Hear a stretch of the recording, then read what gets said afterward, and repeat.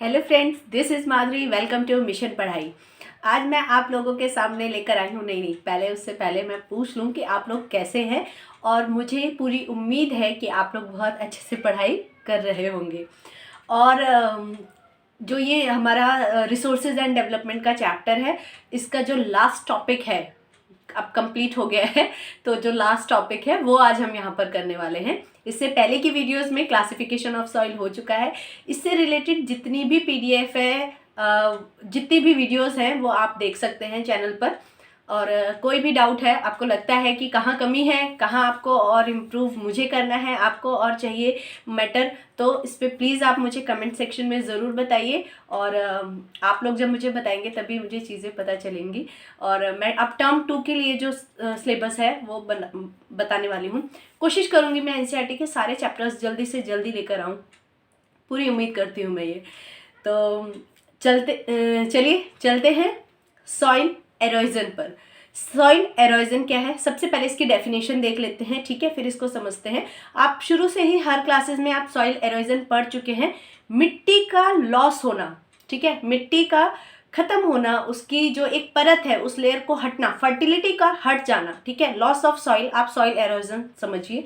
Definition आपको चाहिए, I know. तो चलिए देखते हैं डेफिनेशन क्या है।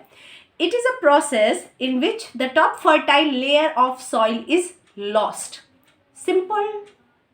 सिंपल डेफिनेशन के साथ मैं आपके सामने आती हूँ कि जो प्रॉब्लम्स मुझे फेस हुई हैं पढ़ाई में वो आपको ना फेस करनी पड़े। बहुत लंबी चौड़ी डेफिनेशन मुझे नहीं चाहिए होती थी किसी भी चीज़ के लिए। इन शॉर्ट मैं आपके लिए लेकर आई हूँ। ओके, अब ये सॉइल एरोजन होता किस लिए है, किस वजह से, रीजंस क्या है। Due to soil erosion the soil becomes less fertile. Soil erosion की वजह से सॉइल जो है वो कम फर्टाइल हो जाती है। The top layer of soil is very light which is easily carried away by wind and water.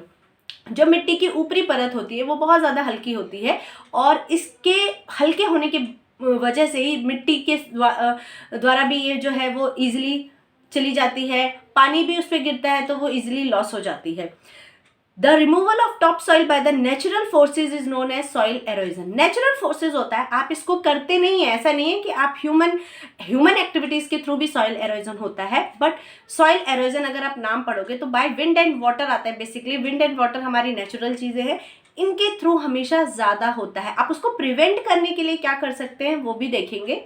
But अभी आपको सिंपली समझ में आ गया कि सॉइल एरोजन क्या है। मिट्टी का हटना, मिट्टी की जो ऊपरी लेयर है, परत है, उसका हट जाना, वो है आपका सॉइल एरोजन। अब ये सॉइल एरोजन क्यों होता है भाई, आपने देखा होगा जब हवा चलती है तो हवा के साथ मिट्टी भी उड़ती है ना। जब पानी बहुत तेज नदियों से बाढ़ आती है, कितनी मिट्टी वो अपने साथ लेके आता है ना। पूरी की पूरी लेयर जो लैंडस्लाइड हो जाता है, पूरी मिट्टी का पूरा ही ढेर जाके कहीं पर गिर गया, खत्म हो गया, है ना, वेस्ट हो गया। वो जो सॉइल आप यूज कर सकते थे कहीं पर एग्रीकल्चर के लिए, फॉरेस्ट के लिए, किसी भी चीज के लिए, अब वो आपकी क्या हो गई, पूरी वेस्ट हो गई। अगर टॉप लेयर ही खत्म होती चली जाएगी तो क्या एग्रीकल्चर पॉसिबल होगा। जब आपकी फर्टाइल जो लेयर है सॉइल की वही चली जा रही है तो क्या आप एग्रीकल्चर कर पाओगे, नहीं कर पाओगे। तो इसी के लिए हमें सॉइल एरोजन को जो है वो बचाना है, कम करना है उसको, ठीक है। क्या क्या चीजें हैं उसके लिए देखते हैं। चलिए पहले पढ़ते हैं कि सॉइल एरोजन होता किन चीजों से है। सॉइल एरोजन बाय विंड, हवा से तो होता ही है। ग्लेशियर एंड वाटर, ग्लेशियर ऊपर से जो पानी आता है, जो हाँ बर्फ पूरी जमी रहती है, फिर वो बर्फ पिघलती हुई जब नीचे आती है तो वो अपने साथ मिट्टी को भी लेके जाती है ना। Soil halogen by human activities, अभी आपने पूछा देखा कि नेचुरल चीजों की वजह से सॉइल एरोजन होता है। अब ह्यूमन एक्टिविटीज की वजह से कैसे होता है कि जब ह्यूमन क्या करता है, डिफॉरेस्टेशन, फॉरेस्ट को काटता है। तो फॉरेस्ट, जंगल कट रहे हैं तो उनके साथ कितनी लेयर जो है वो मिट्टी की वो जा रही है, आप ये समझिए कितनी वेस्ट हो रही है ना। ओवर ग्रेजिंग, जब एनिमल्स जो हैं वो ज़्यादा आप चरने के लिए जंगलों में और जो एरियाज हैं, मैदान हैं घास के, वहाँ पे छोड़ देते हैं, तो जो जानवर होते हैं, ग्रास नहीं है लेकिन उनको चरने के लिए वो जब खाते हैं मिट्टी को, ग्रास को लेते हैं तो उसके साथ कितनी मिट्टी निकल के बाहर आ जाती है, ठीक है। That is over grazing. Construction, जब आप कंस्ट्रक्शन करते हैं, उसमें खुदाई होती है तो कितनी सारी मिट्टी उसमें भी निकलती है, तो ये ह्यूमन है जो कर रहा है इस चीज़ को। एंड माइनिंग, जब आप डीप माइनिंग करते हैं तो उसमें भी वो पूरी मिट्टी निकलती है, ठीक है। तो इसके थ्रू भी सॉइल एरोजन होता है। ये सब सॉइल एरोजन के फैक्टर्स हैं। इन सब को आप अच्छे से अपनी यहाँ पर माइंड में फिट कर लीजिए, क्योंकि एग्जाम के लिए बहुत इंपॉर्टेंट है। और वैसे भी आपको पता होना चाहिए सॉइल एरोजन क्या है, ठीक है। चलिए नाउ नेक्स्ट पीपीटी है, बहुत लंबा नहीं है ये वीडियो, बहुत छोटा सा सिंपल सा है, और आप हंसते खेलते ये चैप्टर कंप्लीट कर लेंगे। मैं ऐसी पूरी उम्मीद करती हूँ आप लोगों से। नाउ नेक्स्ट है हमारा measures to control soil erosion. Soil erosion को कंट्रोल करने के लिए क्या क्या स्टेप्स होने चाहिए। तो आप क्या कर सकते हैं भाई, अब आप फॉरेस्ट को जब क्या कर रहे हैं, काट रहे हैं जंगलों को, तो उपाय उसका सॉल्यूशन क्या होगा कि उतनी प्लांटेशन आप और करेंगे, है ना।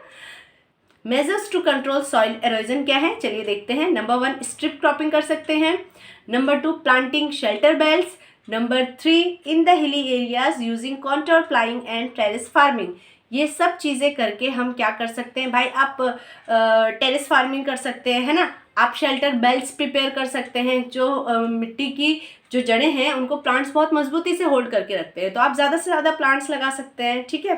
ये सब आप तो ये सारी चीज़ें हैं, ये सब आप कर सकते हैं, और ये पॉइंट्स आप अच्छे से याद कर लीजिए, बहुत इंपॉर्टेंट है आपके एग्ज़ाम के लिए। Thank you so much, have a nice day, bye.